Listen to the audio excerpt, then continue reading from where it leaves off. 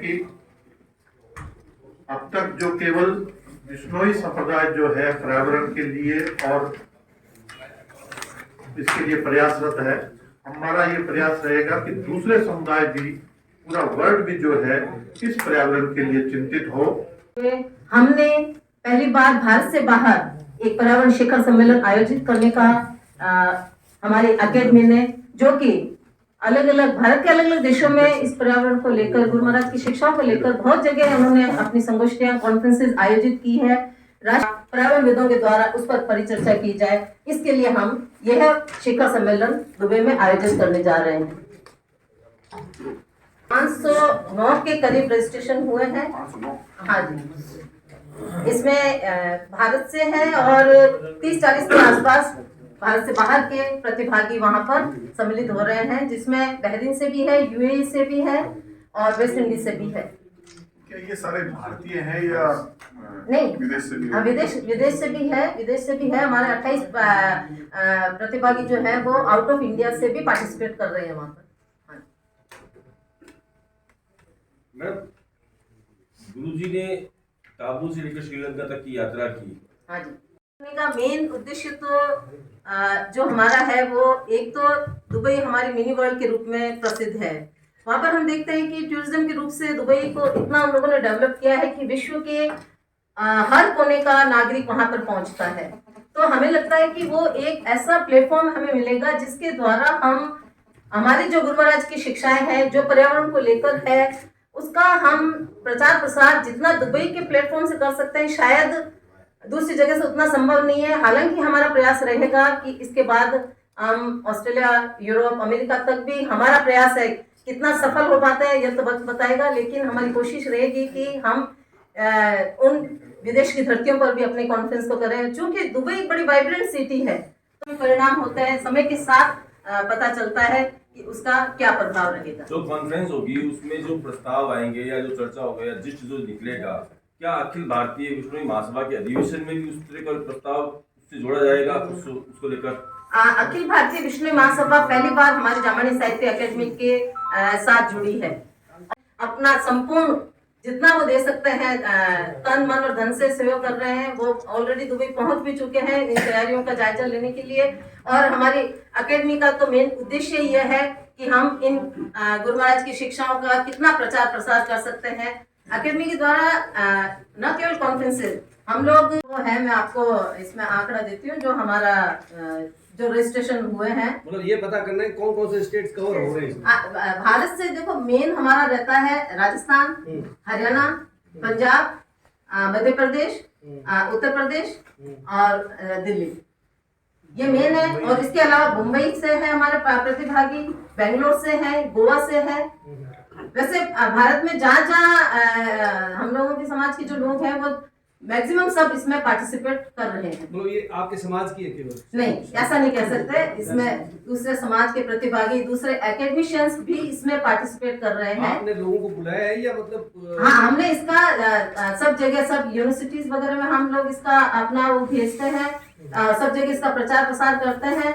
जो भी इसमें इच्छुक होते हैं उनका पूरी तरह से स्वागत है हमारे। दुबई के लिए तो आपने लोगों को कहा होगा ना, जो हाँ, जा पाएगा, जो आप हाँ जी, इसके लिए हम पिछले 6-8 महीने से तैयारी कर रहे हैं। अलग अलग हमने इसका प्रचार प्रसार किया है, अलग अलग लोगों को, अलग अलग यूनिवर्सिटीज वगैरह सब जगह हमने इसको प्रचारित किया है। ये केवल हमारा समाज का इसको हम नहीं कह सकते, क्योंकि पर्यावरण से लेकर रिलेटेड ये अधिवेशन है और पर्यावरण आज हमारी सबसे बड़ी समस्या है। तो इसलिए ये सबके लिए बहुत ओपन प्लेटफॉर्म है। समाज के अलावा विशेषज्ञ जो होंगे वो? हाँ जी, इसमें जो भंवरलाल जी ज्ञान विधि महाविद्यालय से आप परिचित होंगे, ये हमारा भी अकेडमी के कोषाध्यक्ष हैं। अपने आप को मोटे तौर पे विशेष ध्यान देके इन्वाइट नहीं किया और भविष्य में मैं हमारे देश मैडम से कहूँगा कि इनका विशेष ध्यान रखें, क्योंकि आपके माध्यम से हमारा उद्देश्य पूर्ति होगा। हमें गुरु महाराज ने जो 550 साल पहले जो जीने का तरीका बताया था, अभी कोरोना काल में सब उनको आम जनता ने पसंद किया है। और यही कारण है कि हम उसके बाद जूम मीटिंगों द्वारा ये बहुत ज़्यादा प्रचार कर सके। और हमारी सबकी इच्छा रही, जामानी साहित्य अकादमी से जुड़े सभी सदस्यों की, कि इस तरह इसको कहीं बाहर ले जाके और ज़्यादा प्रचार करें, तो आप लोगों से ये अपेक्षा है कि हमारे इस मिशन को और आगे बढ़ाएंगे ताकि आम जनता की भावना पहुंचे और सारे ही लॉरेंस को भूल जाइए, सारे ही 29 नियमों की पालना करें। बस इतना ही मैं इसमें आपसे उम्मीद करूंगा। धन्यवाद। Actually, ये हमारा प्रथम प्रयास है, इसमें कुछ गलतियां भी हमारे द्वारा होगी और हमारा प्रयास रहेगा कि आगे आने वाले वक्त में वो गलतियां पुनः न दोहराई जाए। अभी भी हमारा थोड़ा सा इसमें डिस्कशन चल रहा है, छोटा सा समाज है, आर्थिक संसाधन इतने ज्यादा हमारे पास नहीं है, जितने सीमित संसाधनों के द्वारा हमने ये प्रयास किया है तो उसमें से हटाया जाए ये शब्द। आर्थिक प्रॉब्लम है। देखो बेसिकली कृषक वर्ग से हम लोग संबंधित हैं, धीरे धीरे प्रयास करके और गुरु महाराज के आशीर्वाद से हम लोग आगे बढ़ रहे हैं, लेकिन नो डाउट कृषक वर्ग की अपनी एक लिमिटेशंस होती है। देश जो है पूरी दुनिया इसके लिए चिंतित हो और इसके लिए प्रयासरत है। मैम ने बताया कि हमने 10 के करीब जो आयोजित हमने सभाएं की सेमिनार किए, ऐसा नहीं है उनके परिणाम आए। परिणाम यूं आए कि कई जगह जाम्बू जी का चैप्टर हुआ। मैं आपको एक छोटा सा उदाहरण बताता हूँ कि मैं जब छोटा बचपन में पढ़ता था तो आदमपुर पढ़ने जाता था जलंधर से, तो किसी ने सवाल पूछा क्या नाम है, देवेंद्र कुमार बिश्नोई। तो मतलब उनके माइंड में ये था कि बिश्नोई होते क्या है, पंजाबी में क्या किए होते ने, बढ़िया होते ने, ब्राह्मण होते ने, मतलब एक लोगों को समाज के बारे में नहीं पता था। जाम्बू जी की जो फिलोसफी है वो वर्ल्ड वाइड है, जीवन ज्योति और भगवान मुक्ति, जीवों के कल्याण के लिए उन्होंने शब्द कहे थे। केवल बिश्नोई तो जो बन गए वो कहने लगे अपने आप को, बाकी मानव मात्र के लिए उन्होंने अपने उपदेश दिए थे।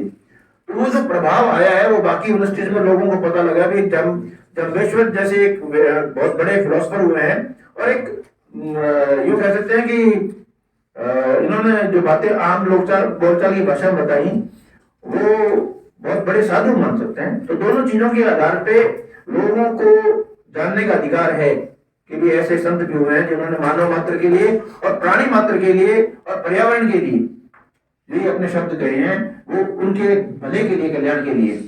कोरोना हम देख चुके हैं, त्रासदी हम देख चुके हैं, दिल्ली या अपने शहरों में हम पोल्यूशन देखते हैं, पेड़ों के अंदर कटाई, ये सब चीजें इससे जुड़ी हुई हैं और ये आज लोग मानने लगे हैं कि यस हमें पर्यावरण को किसी न किसी रूप से हमें एक समन्वय स्थापित करके चलना होगा, बैठना होगा। रही बात जो अधिवेशन में जो विचार आएंगे, राज्य सरकार और केंद्र सरकार को भी वो हमारी जो वहाँ के पॉइंट्स होंगे वो भेजे जाएंगे कि भी एक निष्कर्ष निकला है, इस पे और आगे मंथन किया जाए और आगे कोई न कोई इस पे कार्रवाई की जाए। धन्यवाद।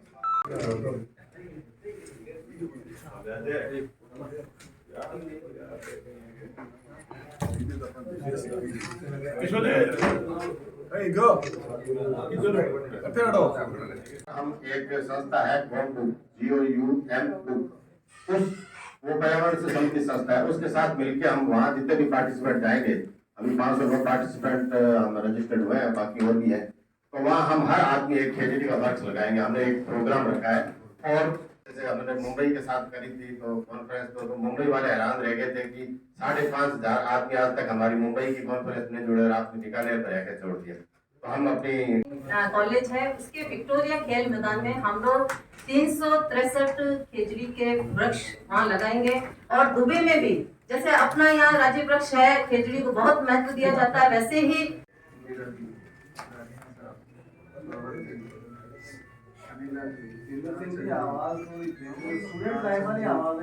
अभी तक सबने वही मेंटेन की हुई है।